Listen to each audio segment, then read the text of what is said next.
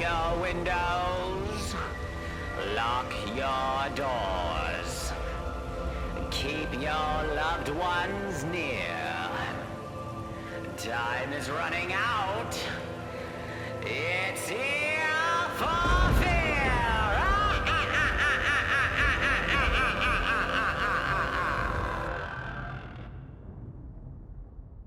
Welcome. This is Ear for Fear, and I'm Donovan. And I'm Rick. And this is the podcast where we talk about scary movies or movies trying to be scary. Today we are going to be talking about 1985's House, starring William Katt. All right, so House. It says it came out in 1985, released in 1986, but it was filmed in 1985. One of my favorite movies from the 80s. Let's give a quick synopsis on it. Roger Cobb, who is played by William Katt, is a Vietnam vet whose career as a horror novelist has taken a turn for the worse when his son, Jimmy, mysteriously disappears while visiting his Aunt Elizabeth's house. Roger's search for Jimmy destroys his marriage and his writing career. The sudden death of his aunt brings Roger back to the house where his nightmares began. The evil within the home forces Roger to endure an agonizing journey into his past, and soon Roger learns that the house is a gateway to a hellish dimension.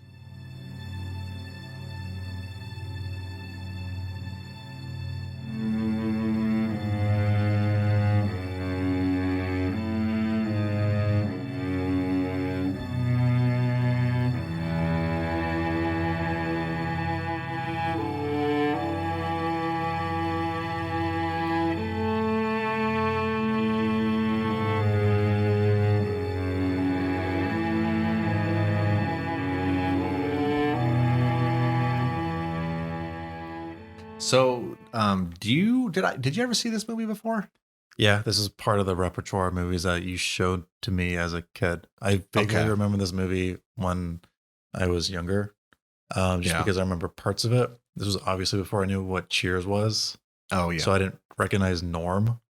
And then I just have, this movie. I've seen this movie so long ago that I actually kind of have changed my memory of this movie. Like, I remember the Vietnam stuff, but then I'm like putting in stuff that wasn't in the movie that I think I just dreamt up of. Oh, really? Yeah. Like what kind of stuff? I don't know. Oh. I was thinking about this last night when I was watching it, but now that I've seen the movie, it's like overwritten whatever I dreamt up. Oh, okay. If that makes sense. Yeah. I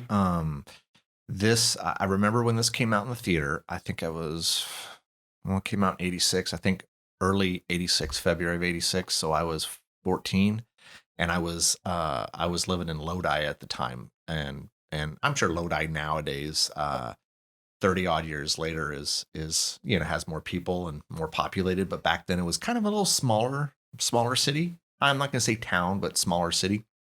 And it had an older movie theater. I think it had one screen or two screens. It didn't have any more than two screens, but it was those cool older theaters. And I remember seeing this twice at that movie theater in Lodi. And I loved it both times. I still enjoy the movie. It's one of my favorites from the 80s. It's it has some cool horror stuff, but it's just kind of, has some humor and some comedy going on there. Some decent special effects. I love the creatures with this thing. I think the creatures, what are we, 30, how many years later are we? It's 25 years later, I guess.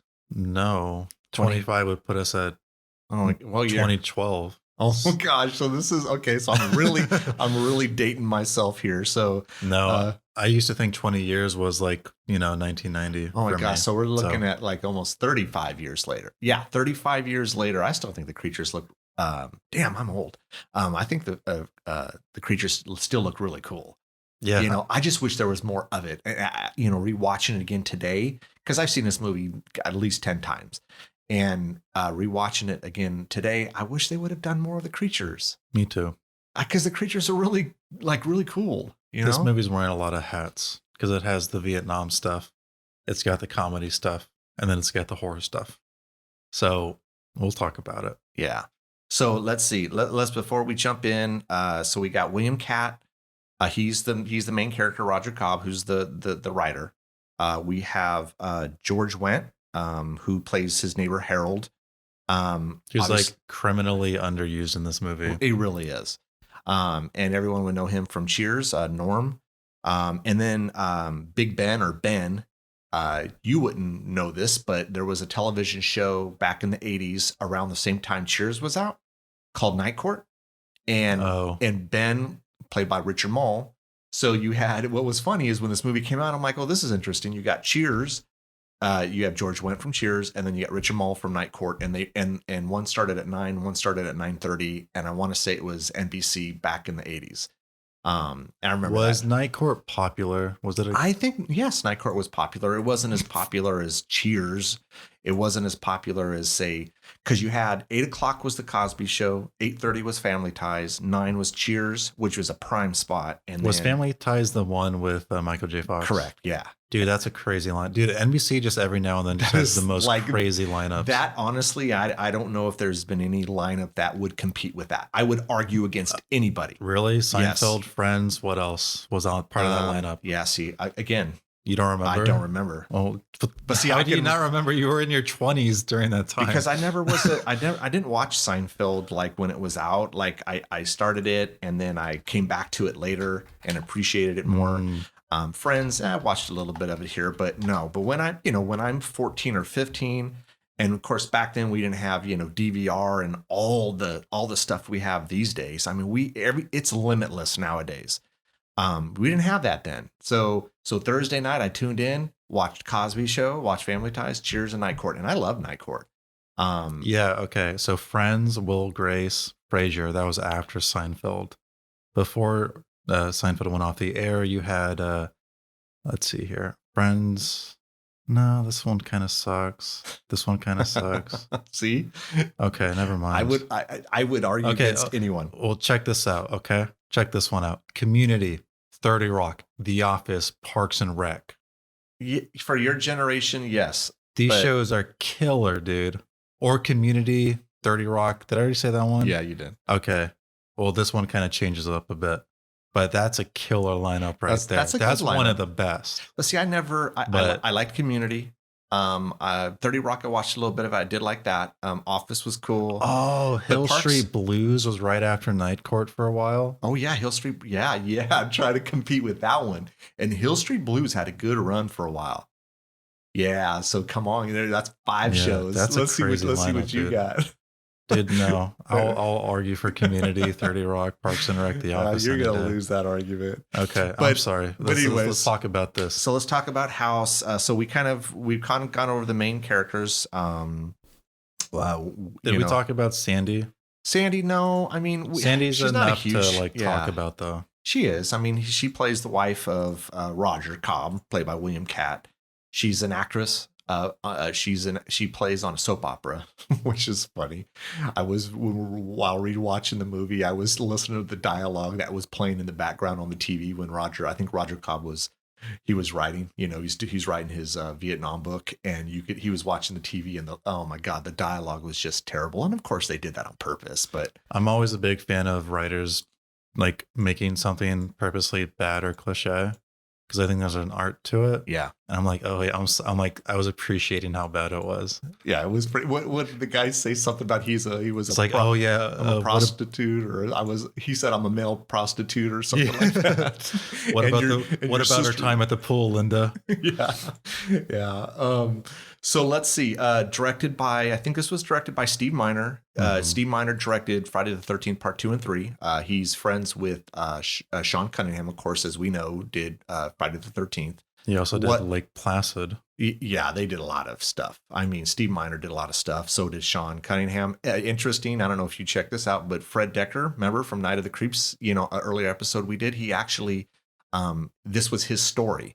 And then his buddy wrote the script. And this feels a lot like his kind of movie. Doesn't it? Mm-hmm.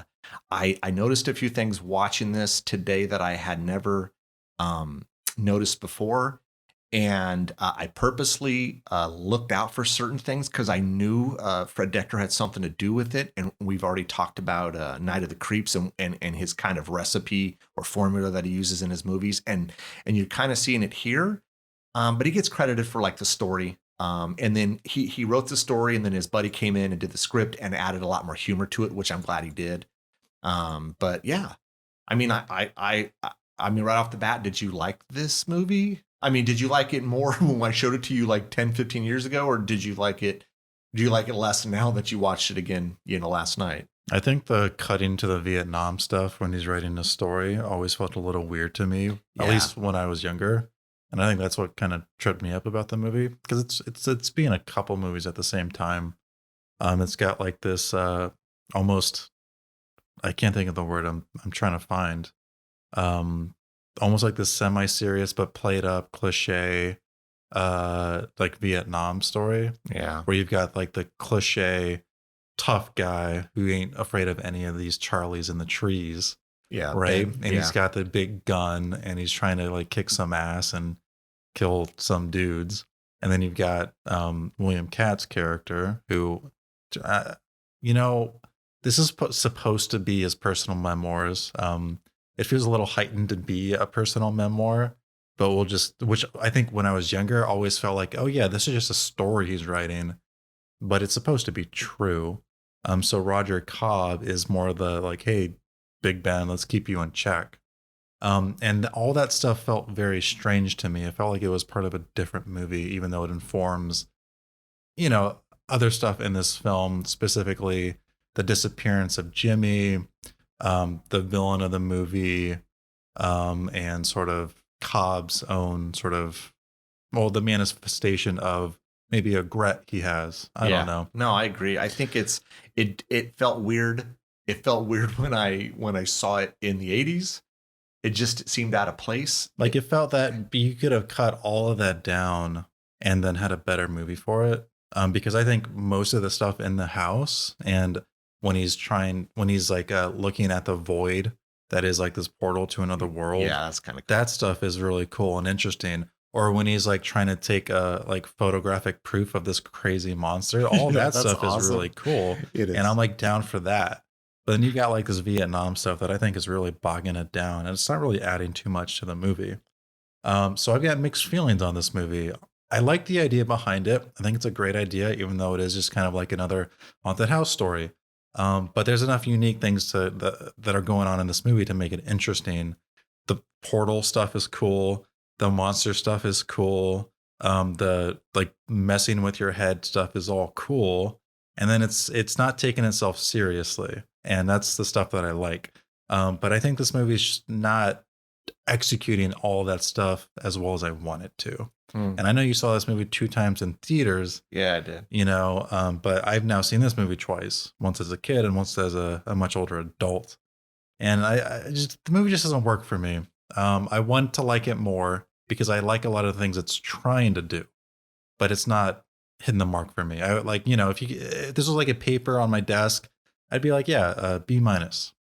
Yeah, like I understand what you're saying. I think too, some of these older movies, they hold a place in my heart. I think that's probably why I like this one so much. Not to mention that I think there's a lot of cool things that are happening. I agree with you on the Vietnam stuff, but it seemed hokey and real kind of low budgety. That's what it kind of sounded like to me. But it's relevant to the story because, I mean, we know as this movie goes along, he ends up back in this weird realm or something where he finally finds his kid and he's being held kind of captive, so to say, and so it's all kind of relevant to the story. So it is hokey, kind of cheesy, very low budgety. I mean, look, it's hard to recreate a jungle in Vietnam. It really spanked of, just some set somewhere. Oh, I was fine with all that. Really? Yeah. I didn't like it at all. Like I can work with the movie. I know it was only made for $3 million. Yeah. But like I can suspend my disbelief when it comes to like set dressing if I'm cool with the story. But all the Vietnam stuff, I was just cut it down. I don't want to be here right now. I think it's I think it's a ballsy element to throw into a horror movie. I don't disagree with you there. It, You know? it makes it interesting, and I just don't think it works. Yeah, I mean, I understand what you're saying. So how we want to tackle this thing? I mean, we know. I mean, we could kind of jump around a little bit. We know the beginning of the movie. We have a grocery boy delivering groceries to. I think this is Aunt Hooper, which is funny. I mean, that's got to be again because Fred Decker's involved with this.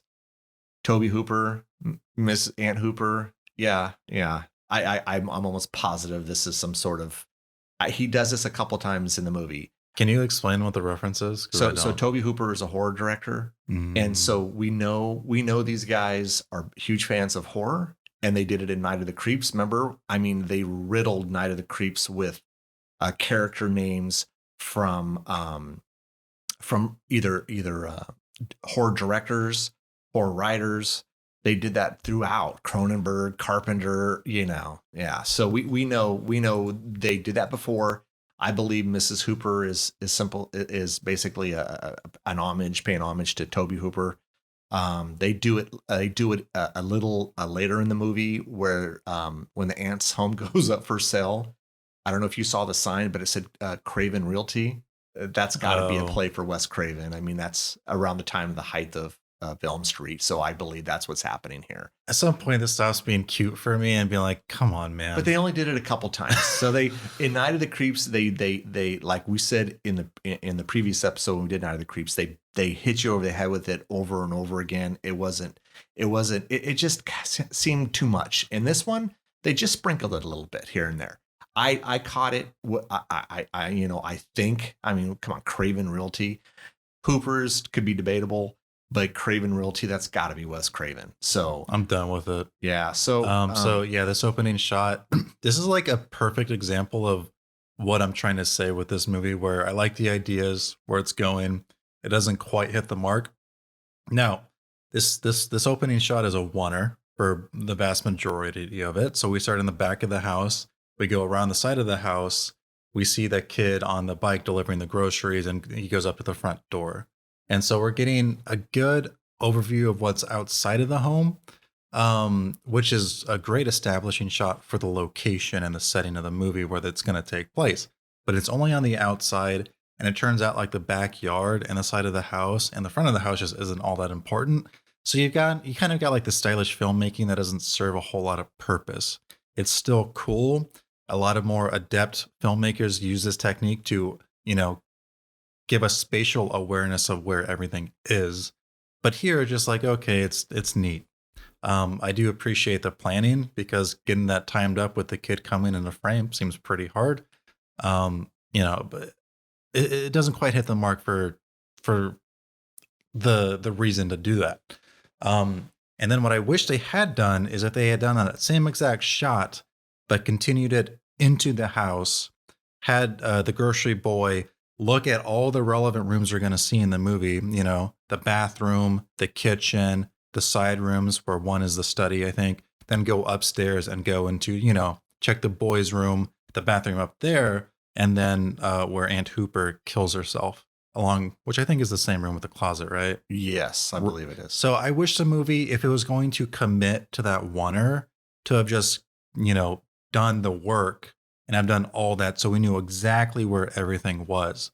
It only barely does that when the grocery boy goes inside, but we really only see him go up the stairs and directly into Aunt Hooper's, like room. Yeah, did he go in more than one room? No. Just the one. He was going down the hallway. I think he heard it, went into the room, and that's when he found her. She had hung herself. Right. And I wish the movie, because the movie knows to give us some sort of awareness. That's what it's trying to do in that opening shot.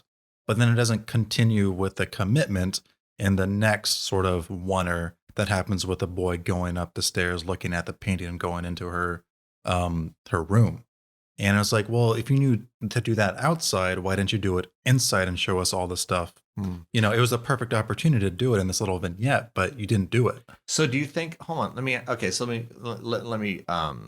me be clear. So you think when he went into the house, do you think he should have gone in all the rooms, or they should have gone into the rooms, not in him necessarily, but the camera work. The camera should have given us a good overview of the entire place. It had another opportunity to do that when, is it Hob or Cobb? Oh, Roger Cobb. Thank you. Mm-hmm. Because we're talking about a movie next week where it's Hob is a very important. Oh, yeah, I know. It's so funny. I know. It's just coincidental. Okay, too. so I need to just think of corn. So Roger Cobb, you know, he later on in the film, he goes back to the house because that's his aunt. And that's another opportunity when he's looking through the place, another opportunity to give us one continuous shot so we know where everything is. I know the type of shot you're referring to, and it was big in mid to late 70s, those types of movies. No, this is big all the time, Dad. This I is don't like know. people are like this is like something you masturbate to. Like, I'm dead serious. People love oneers.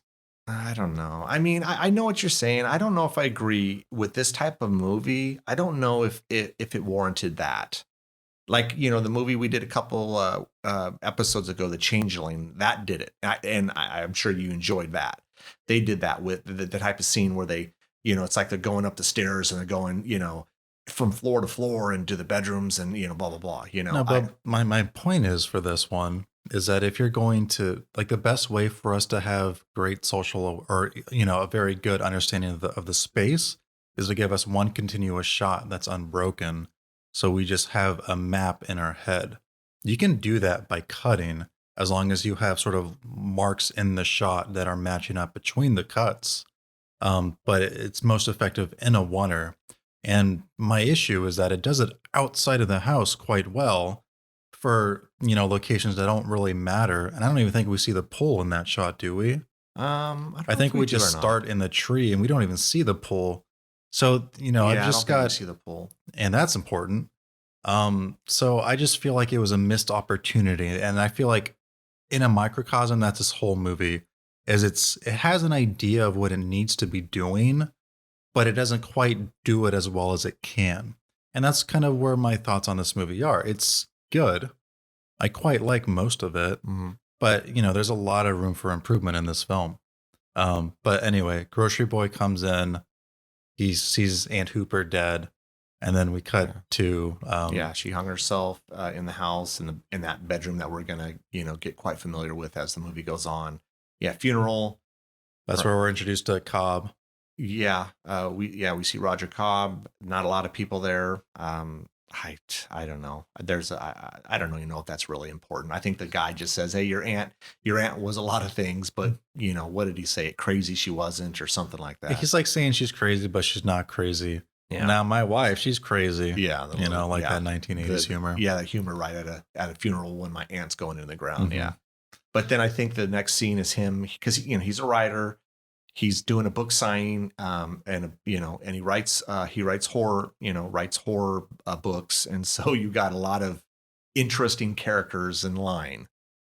And this is probably one of my favorite parts of the movie too, where you kind of just have like a smorgasbord of different types of personalities reading his book. You really do, and you just got like this close-up shot of each one, like they're in profile.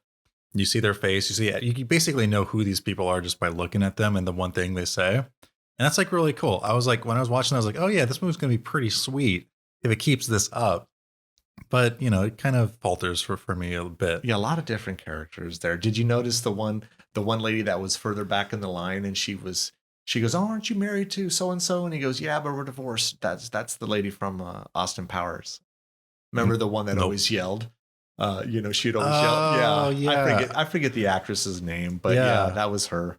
I know exactly who you're talking about. No one else I really recognized. I mean, there was one guy that was like almost like a combination of like Billy Idol and I don't know, Flock of Seagulls or something. Right, you're talking about Mindy Sterling. She's from Austin Powers. Yeah, so she was the one in the line where she was yelling at him, you know. No. But he does his autograph signing. We know his agent is not happy that he's writing. He hasn't done a book in like a year.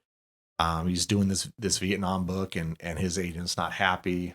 So this was in 1986. Stephen King would have been popular around this time, right? Oh yeah. This would have been a pretty good time to, you know, or at least the public would have been somewhat aware of like horror writers. It seems to be like a popular genre at the time. Yeah. I mean, King, Kuntz, I mean, there's a lot of different ones, you know, so yeah. And then, just imagine Stephen Keen. Well, now I'm going to talk about my time in Vietnam. I know. Can you Probably imagine not that? the most interesting when you've got like this establishment of, Yeah. like Probably horror. piss off a lot of fans, right? Yeah, and your publisher's trying to make money. So he's let's see, he's back at his looks like his crappy ass apartment.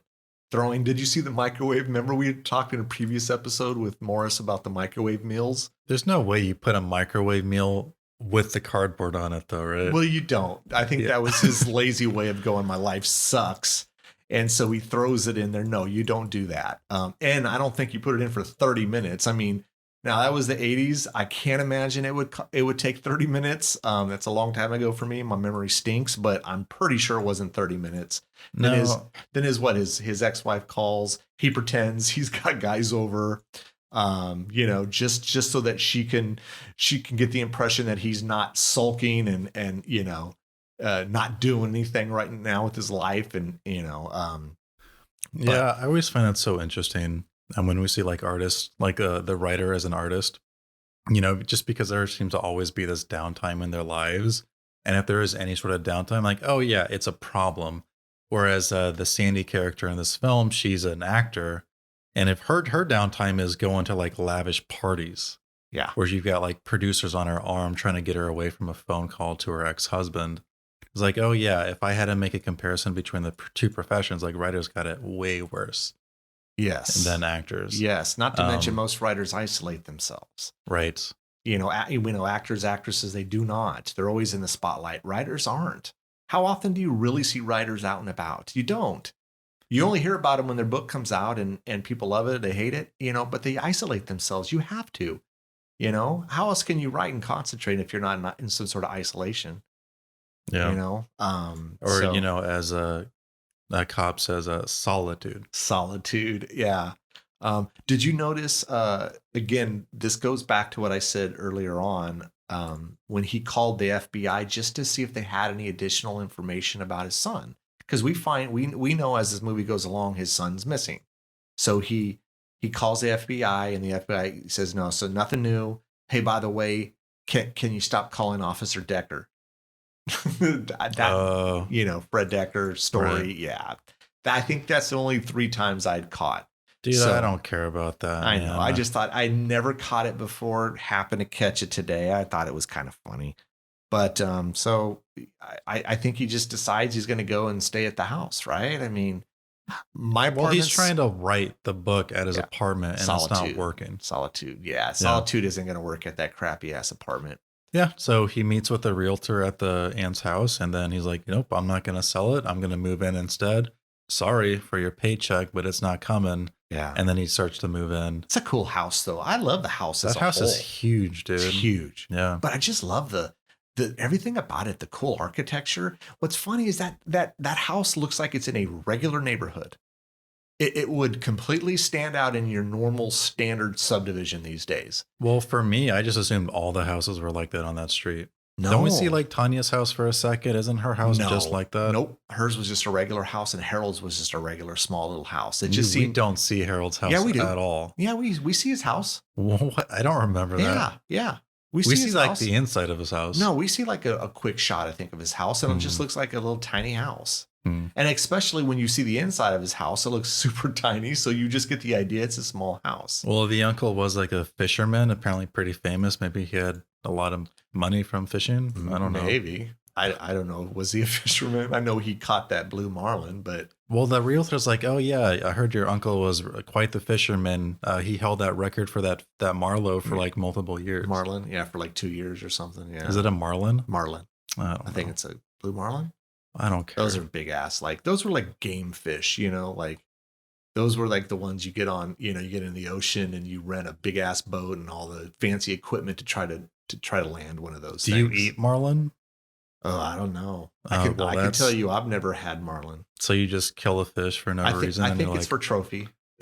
Yeah. Okay. Isn't that stupid? I know. Yeah. There's a lot of people that do that. Okay. So he moves in.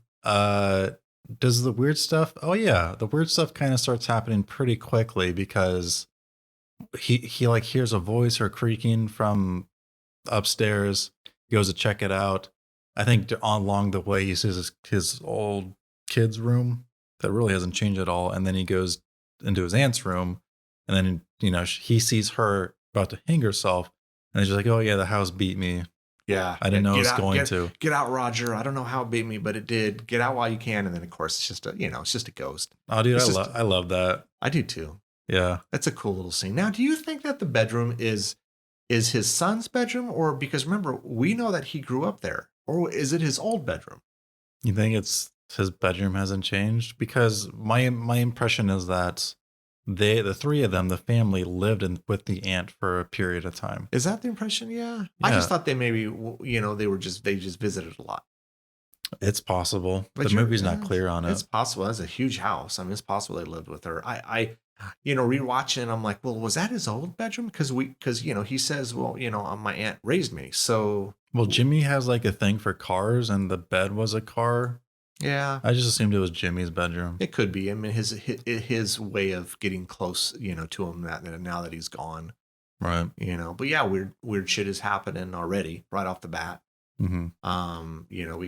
So we got that, I think he meets Harold, right around this time. Harold recognizes that he's Harold, played by George Wendt, recognizes he's Roger Cobb, the writer, blah, blah, blah, so. Right. He's got a book of, he's got a Cobb book, but it's all like torn apart. There's no seam or anything. It's just pages. Yeah. He goes to have him sign it. It falls all over the ground. And It's interesting too, because Cobb seems to be a popular writer.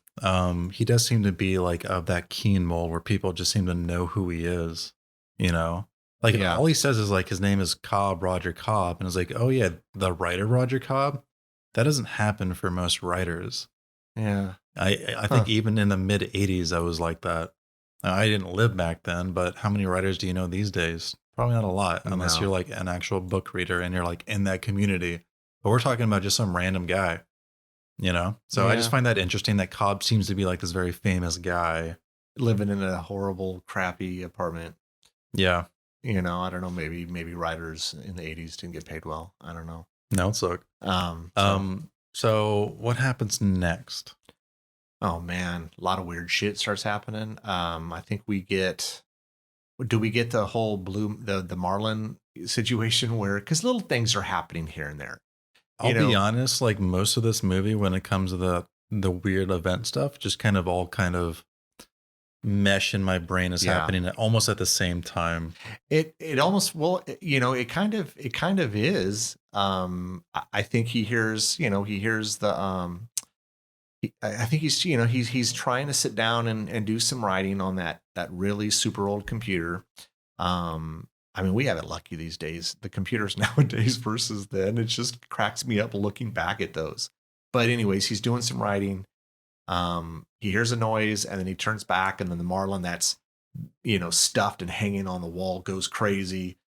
He beats it over the head with the trophy. I think he goes to grab a shotgun, puts a hole in it, throws a towel or something over the top of it. I think in him trying to get the shotgun though, like gardening tools start being thrown at him.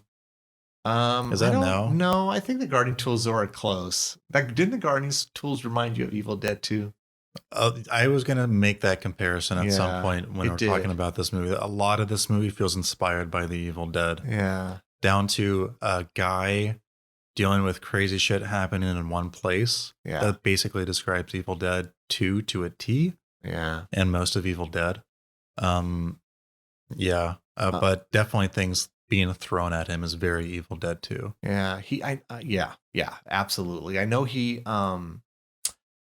goes up to, I think he hears something in that bedroom where his aunt had hung herself, and he goes to open up the door, doesn't see anything. And then he goes to turn away, and it, the Bing, old, bing, the old 12 o'clock. those old clocks.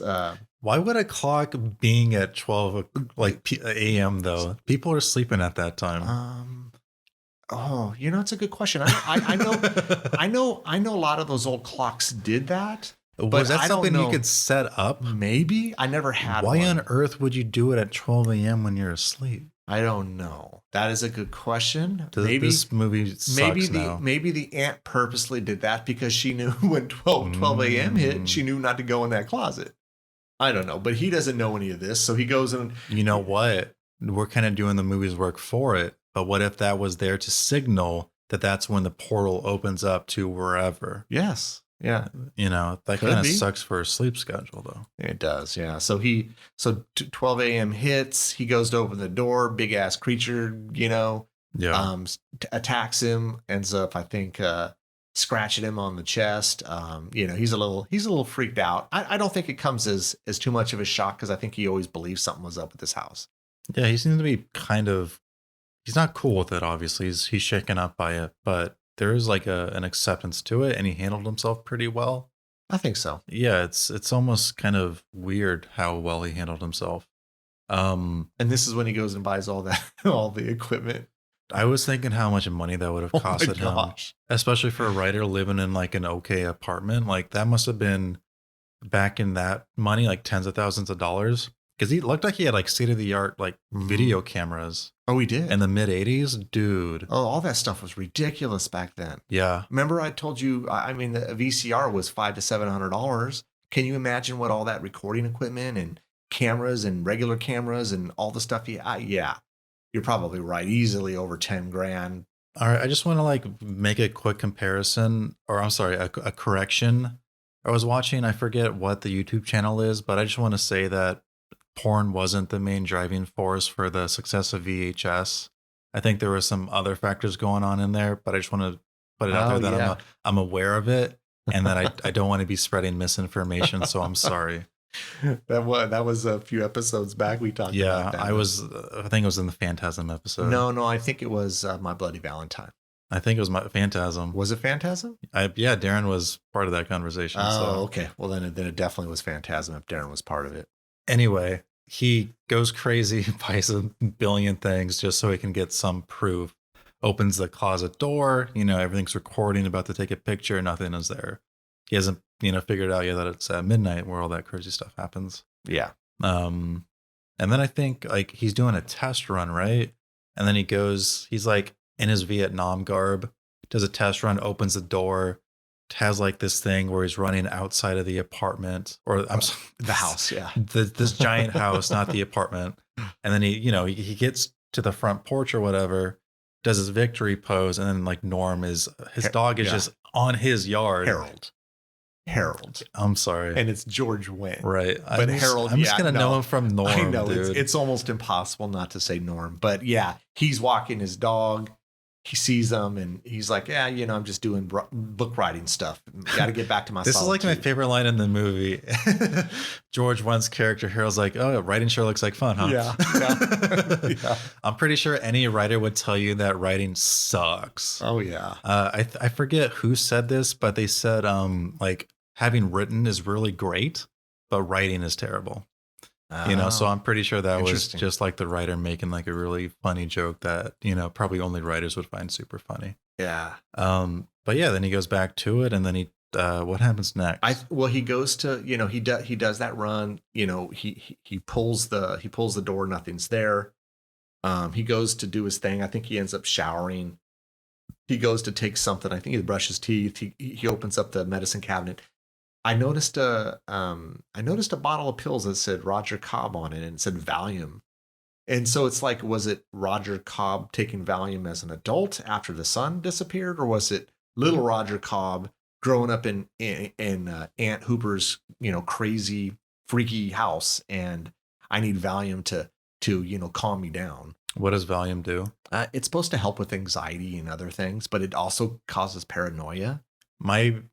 Since this was Vietnam was still fresh in people's minds, I wouldn't be surprised if I don't know the history of like PTSD, but I know like Vietnam, like PTSD seemed to be like a thing that was emerging as like an actual like sickness, disease, mental disorder.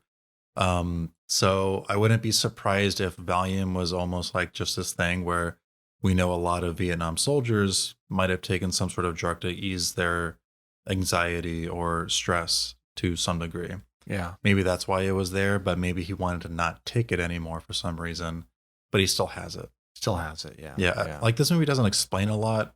I will say when it comes to like the portal next dimension type of thing, I'm like really into it. Yeah. But then you've got I like am this too. little stuff where you kind of just have to read in between the lines, and that's fine. But Yeah, it's that's not explained. No, it's not, and and I'm okay just not knowing. It just had me curious. I never caught it before, and I caught it today when I was rewatching it, and I'm like, Right. But yeah, he does that, and then he hears the clock go off, and it's 12, and he's like, huh, so he goes to go pull the door, and then Harold comes in at midnight. Well, what neighbor of yours who I barely know shows up in my house at midnight with, I don't know, it was beer and Chinese food? Yeah, if Harold was more of like an obsessed fan, I'd be more like willing to believe that. But it's just weird. It doesn't make a lot of sense. Yeah, I mean, it was, I guess it helped with with the story, but I mean, yeah, what I don't know any friends or neighbors that would just show up to my house. I met you once or I'm pretty sure twice. he had like food and beers. So Well, he did. He did have food and beer, but at midnight, I just met you, and you come into you didn't knock, you came into the house, and so it freaks Roger there's a out. lot of that in this movie. He does that a Yeah, couple times. he I don't get does. it. Like, Yeah, I yeah. think even back in the 80s, that wasn't like a thing where people are just barging into people's homes. No, No, no. I thought I knew of, no. but they go downstairs, drink some beer, eat some Chinese food. Roger explains to him, "Hey, my aunt thought this house was haunted. No offense, but your your aunt was Looney Tunes." And then he tells him, "Look, I think there's ghosts in this house." Well, you know, um, The more I think about this movie, the more each scene feels inconsequential. A lot of this movie just feels like a premise to have like gags throughout most of the movie, right? Even the cop scene, probably yeah, the scene with the most tension, is just kind of like a thing where nothing of note happens. So in that scene, we've got the fake Sandy getting shot, which is really some monster, right? yeah. I mean, Harold calls Sandy up. He steals Roger's phone book, and hey, I'm worried about him. But she can't, she's shooting the next day. So, I'll keep an eye on him. And yeah, so, But my point is that when I'm thinking about this movie as we're talking about, it, I'm like, oh yeah, this scene could have been cut. This scene could have been cut. This scene could have been cut because nothing's actually driving the movie forward. I don't know. I mean, there's a Like it's few, not until like the last 30 minutes of the movie where like the plot actually kicks in. I don't know We though. could I almost cut mean, like all of Act Two, and then we would be exactly the same. yeah, maybe. I don't know. I mean, because this movie kind of holds a place in my heart. I don't want to say you're right, but you're not wrong either. There are a few things that rewatching it, going, yeah, we could have got rid of that and got rid of that, but I'm so used to it because I've seen it so many times that it's just ingrained with me. So, you know, so yeah, I mean, I think we see a Sandy at the door. We think it's her in this purple dress. He has Right. the shotgun. He puts the shotgun in the shells on the table. One of the shells, falls down. She goes to pick it up, and all of a sudden comes up, and it's not her. It's some cool, creepy monster, woman. I love this thing. This is typical 80s for me. I love all the vibrant colors for it. It's hokey, but it works. It's also very slimy. Movies back then really like to add some slime to their monster design. Yeah, I mean, yeah, they did. There's a lot of movies that were like that back then. Yeah. I don't know. I just Yeah, So, they do their thing. I think he ends up shooting her, right? yeah, like in the stomach, Yeah, twice with the shotgun. She flies out into the house. Of course, Harold out of the house. out of the house, yeah, onto kind of near the porch area, the stairs area. And so Harold hears it, thinks, crap, he's trying to kill himself. He's gone a little loony. He thinks there's ghosts, this and that, and so Harold calls the police. The police come out. In the meantime, he grabs, the woman is now gone. The creature is now gone, and it's his wife, and he's of course Yeah. devastated. Oh, holy shit, I killed my ex-wife. I'm curious what the movie would have done if they had showed it from Harold's perspective because Harold sees him go to pick up the body, but he doesn't see the body. Right. Yeah, he doesn't see anything. So I'm curious if if Harold had seen it, would he have seen the monster or Sandy? Because I think, Cobb seeing Sandy is just a house playing a trick on him, right? Pretty much. Yeah. The house messes with I him. wish the movie had shown us what Harold saw, but the movie for some reason is like, well, let's not get Harold into the picture quite yet. Let's keep him at arm's length. Well, I think it was because of the view where Harold was in his house. All he could see was Roger on the. I know what you mean. I know what you're saying. Okay, my bad.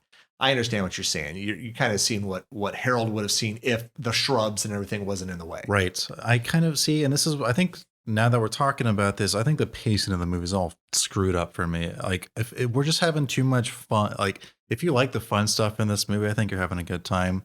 But for me, I want the movie to be propelled forward in every single scene, and we're not getting that with all these fun scenes.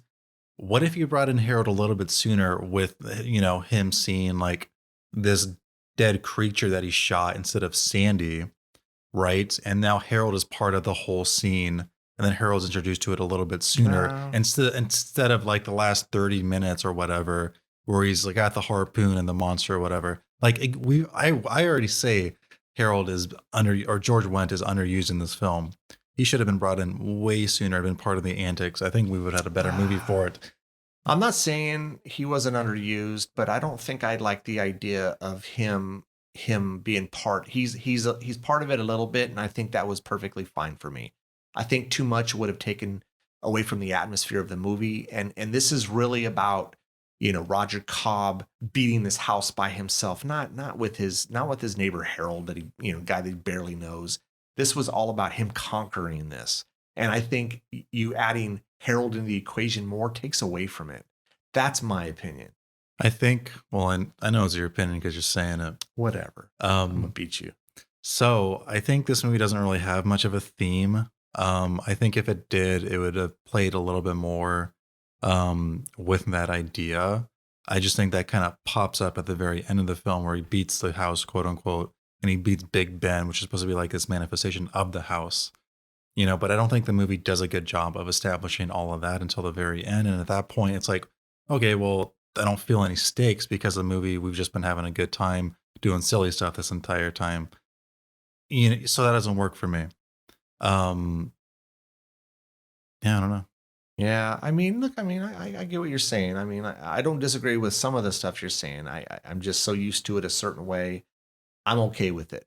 I'm okay with the way it was done. I felt, pacing was good. There are a few things here and there that I wouldn't have, mind being, cut out or changed. But as a whole, I don't think I Like, would change anything because I'm so used to this version I and think again, I grew up on this version, so this movie would have been better if it established sooner that Jimmy was alive and that the house had Jimmy. Because we don't see Jimmy until he's basically saved. We see that thing in the painting where Jimmy is trapped in the mirror, yeah. right? And then he goes through the mirror in the bathroom, down to basically back to Vietnam, which is just the house saying, okay, I know this is a hard time for you, so welcome back. Also, here's Big Ben, and he's somehow involved. But then Jimmy is immediately found in that cage. He gets Jimmy out of there, being chased by what? Big Ben. And soldiers, right? Just random No, soldiers. the soldiers were earlier on. Okay. Yeah, because remember he went into the closet. This is when he did have Harold's help, and he says there's a raccoon in the closet, and Yeah. and Harold's got the what is it, the spear gun, and he's you could tell he's freaked out, he's like holy shit, and so opens the closet, Roger's beating the creature, Harold shoots it with the spear gun. Of course, it does nothing. Yeah, it's like, well, I mean, it makes it so Cobb gets caught with a fishing line and dragged into that Gets space. dragged in that other dimension, and that's when you see he sees Ben. Ben, he's essentially flashing back to when Ben was shot, and he didn't do anything about it. So Ben's there, and he has an opportunity to kill Ben, put him out of his misery, because he's going to be tortured, and so he doesn't do it. Ben gets captured, and then Cobb gets chased through like a light, which is basically the door from the closet. That's what I think you're referring to. But later on, it's just Ben coming after him. Okay. Anyway, my point is that we don't know Jimmy is alive until he's saved. He's saved a second. He's saved like a couple minutes later. There's no stakes or drama in all that, and then it's just a fight with Big Ben. And then I don't feel there's a whole lot of tension there either. And the film could have worked better if it was just written in a way where Cobb isn't just conquering the house, he's saving his son. But we don't know he's saving his son until the very end of the movie. Well, I mean, the way they did it is the son disappeared, and the aunt, the aunt thinks it was the house. Well, we know it's the house down, as the movie goes along. But I didn't have an issue with that. I mean, this was him dealing with all the stuff in the house, to try to figure out what was happening. I don't know, take it one step. I know it sounds kind of crazy, but to get through all of these different elements of the house and learning the nuances of the house and all the shit that's going on in it. We have that creepy woman that he ends up killing with the flying garden tools, buries her in the back. Then we're introduced really to that neighbor across the street, the one that he saw earlier in the film jogging. She ends up showing up later with her son. It's like, and this, I found this funny too. It's like, well, I met you one time, and hey, by the way, can you babysit my son? That just seemed odd to me. But yeah, he ends up becoming a babysitter for this woman he's met once. And he, so the baby falls asleep. He starts doing some more writing, some more flashbacks, But this is the part I wish they would have done more of. This is when those little creepy kids with the weird faces, and I love those faces. I wish they would have done more of that. I just love the creature work in this movie. And I thought if maybe they could have done just a little more of it, just a little, just sprinkle a little more throughout. That would have been cool. Because we could have done a little less of the Vietnam and maybe some more of that.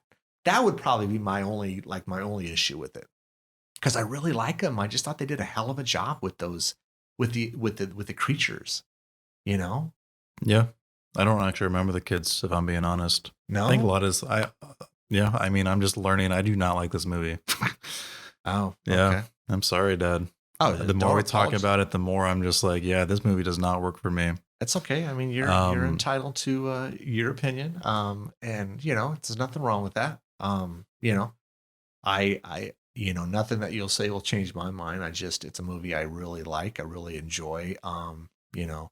But the kids were, they show them like twice, and they're grabbing the little baby, and they're taking him up the chimney, and that you see. Yes. Okay. Now I remember these. Yeah. Okay. Yeah. No, these are cool. Yeah. The creature design's cool. Right. The movie's not. I don't know, man. Well, anyways, so we have, what else do we got here? We know, the neighbor picks up the baby. Then we got some more, more stuff with, I think, I think he has an epiphany, doesn't he? When he goes down to the shed, or I don't know if it's like a painting room or a shed. Let's just call it a shed, because there's garden tools in there. I'm sure that's where the aunt painted, but it has that creepy painting, which I love this painting. But originally, when we see it, there's a towel over the top of the top left corner. Well, he removes the towel, then he sees the bathroom mirror and his son in it. So he goes up there and tries to figure out, okay, what's going on here? Opens it up, nothing's there. Right, and this is like an hour into the movie. Oh yeah, Jimmy might be alive and in this house, but we find it out an hour into this movie after we've had all these antics, and I'm like, okay, well, cool. Maybe we should have had this a lot earlier. It's one thing to establish like the rules of the house, but you got to do that quick. You don't want to spend an hour of your movie just trying to get to the meat of it. It doesn't work for me, man. So that finally happens, and then we get all that stuff we've already talked about, where it comes to experimenting with that mirror, going down there and then seeing what's down there, and that's where we find Jimmy. Yeah, meets Big Ben, has a fight with Big Ben, and there's no stakes there. So I think the bulk of this movie is, are you gonna have fun with it? Because if not, then there's really no other reason to watch it. I have fun with it, right? So, you didn't, and that's okay. I had fun with parts of this movie. Oh, see, that's good. But when we're talking about it, I'm like, well, now I wish that that stuff wasn't in the movie, so it could have. I, there's a way to have fun with your movie and then progress your plot. People are always going to like mention Back to the Future because it's doing that perfectly. Every scene in that movie has forward momentum and it's super fun. This movie is just doing one or the other. And I think that if this movie had just like gone through a couple more drafts, you would have had a better movie for it. Yeah, well, I mean, perhaps, but we know he goes down the I don't know, this mirror, it's basically another dimension, black hole, something goes down there. It has that little short scene with that flying. I don't even know what that was, but I thought it was kind of cool. Grabbed his shotgun, spun it in its finger, and shot the rope because he was coming down. He was coming down through the mirror and on a rope, and I just kind of liked that scene. I thought it was kind of hokey and funny. I remember when I saw this in the theater, it got a good laugh. Um, but he plummets down into the water. We know he's now in Vietnam. Sees his son, gets his son out of the I don't know, what is that, a cage or some sort? I don't know what that is. Yeah, it was a cage made out of bamboo, rope, and chain, Typical which was crazy. I guess of Vietnam. I don't know the bamboo more so. They, his son says, "Hurry up, he's coming back." So he gets him out of there. They go back into the water. When they come back up, they're basically coming out of the swimming pool. Mm-hmm. So there's different, in a sense, portals, or I don't know, doors throughout this house that take you to different areas. I think it's the same area, but you can get to and from, So I don't know how long Jimmy's been down there, but has Big Ben been feeding him this entire time? I don't know. Is time different back there? I don't know. It honestly kind of bothers me because like it's been at least a few months. But see, if you think about this, is any of this really real? That's the thing. Is any of it real? How do we know this isn't all in Roger's head? How do we know this isn't part of his new book? I mean, he is taking, I don't know. Maybe he took too much Valium and he's imagining a lot of this shit, It would make more sense. Yeah, I mean, we have no idea how long Jimmy's been down there. I get the impression it's been a while. He doesn't look like, he's starving. He looks the same as he did earlier on in the movie when we saw him in the flashback. So, they go to the house, and then all of a sudden he opens up the door and there's Big Ben. And again, another creature I really love. I love the work on this. Yeah, that's cool. It's a rotted, kind of almost zombie-fied, Big Ben army, soldier guy.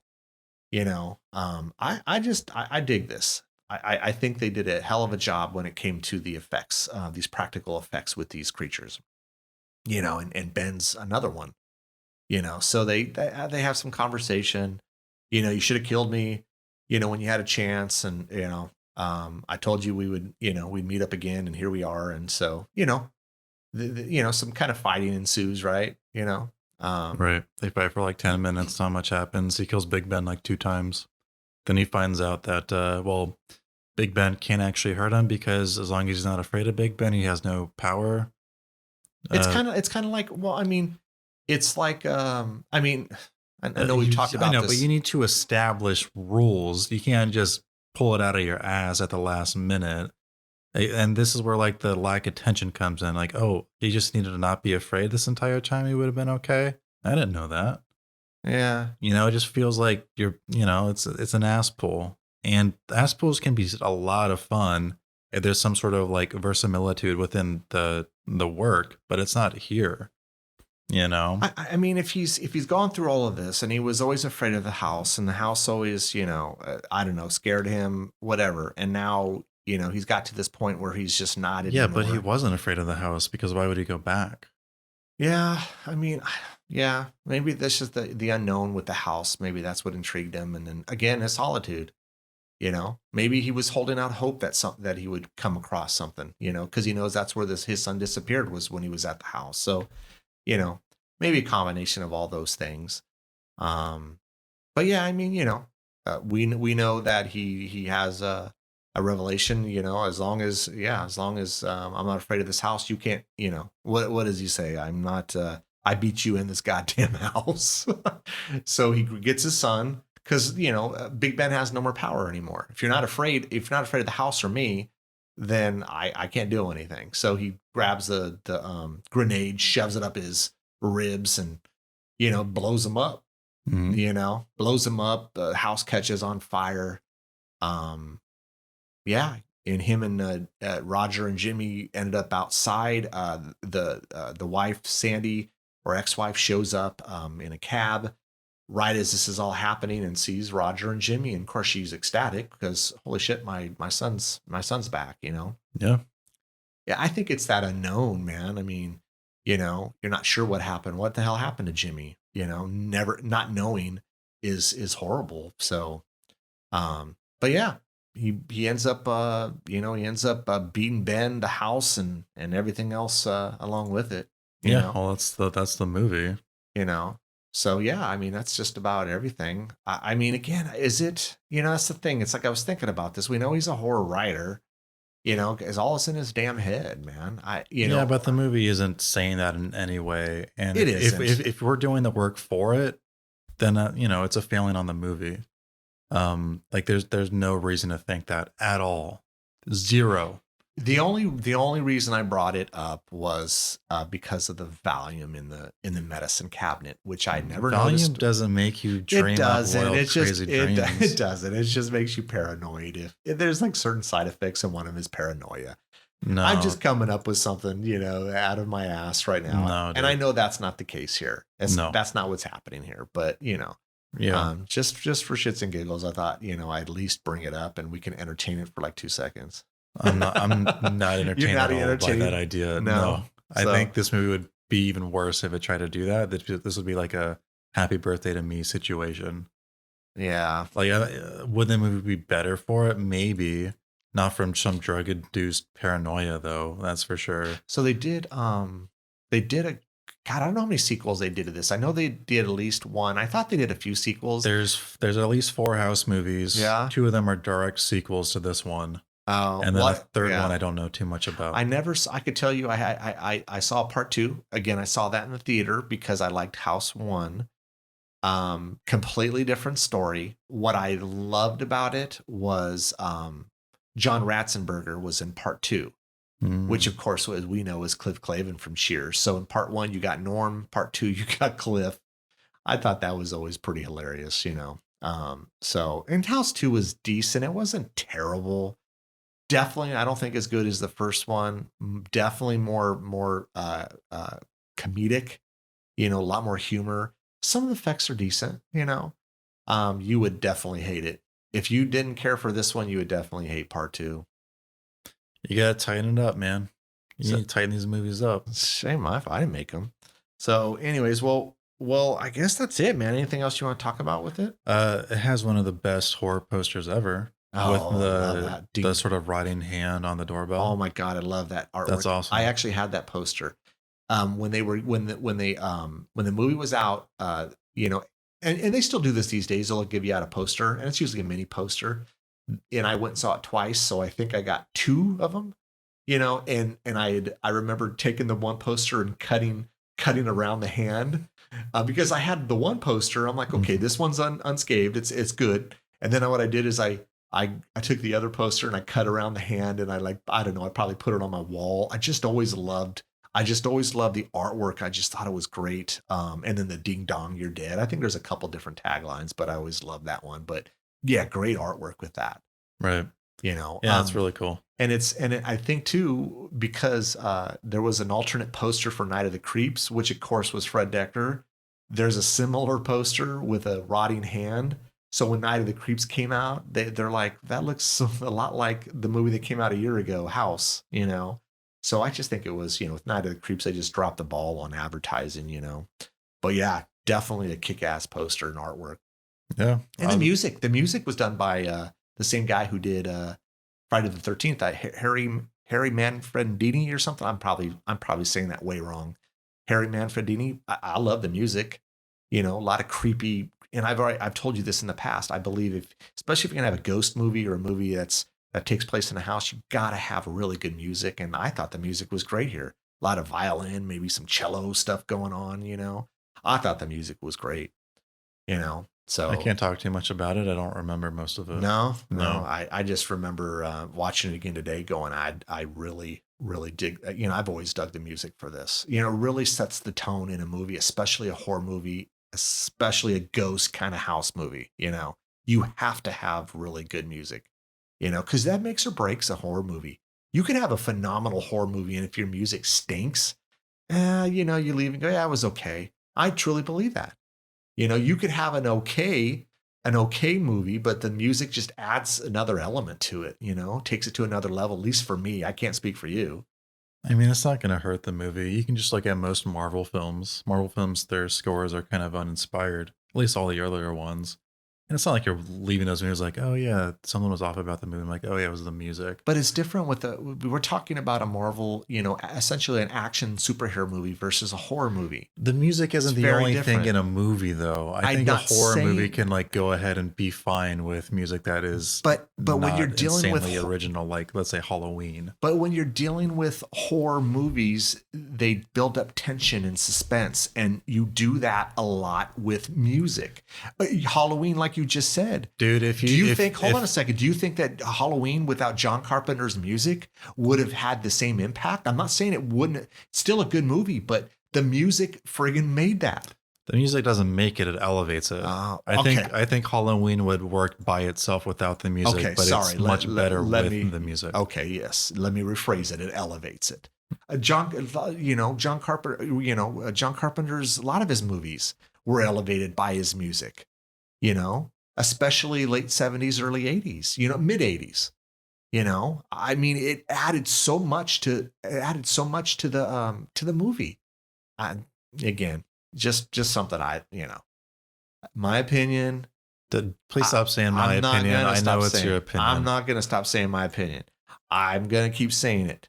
I don't know. Just my 2 cents, man. You know, so, but anyways, anything else you want to add? No, I'm good. All right. Well, I guess that's going to do it for our house episode. Join us next week. We are going to be talking about John Carpenter. Speaking of John Carpenter, his 1994 In the Mouth of Madness. See you later. Thanks for listening. Don't forget to follow us at both Twitter and Instagram at Ear for Fear. You can also check out our website, earforfear.com. There you can purchase merch and stay up to date on current episodes as well as news and events. We hope you come back and get an earful. See you soon.